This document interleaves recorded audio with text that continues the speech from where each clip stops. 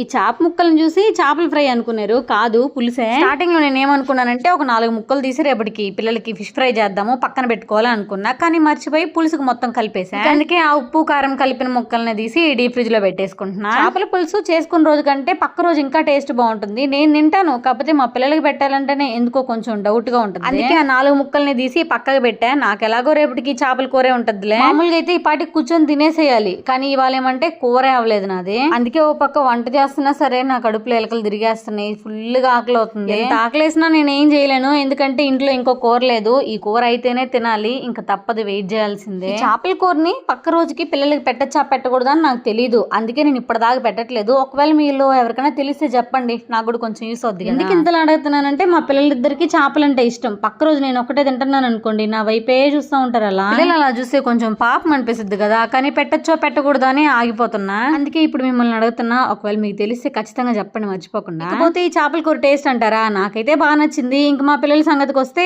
వాళ్ళకి కూడా నచ్చుతాయని అనుకుంటున్నా, చూద్దాం. ఇంకా ప్రస్తుతానికి అయితే నాకు బాగా ఆకలేసేస్తుంది, ఇంకా తినాలి. కానీ ఇంకొక మినీ బ్లాగ్ లో కలుద్దాం.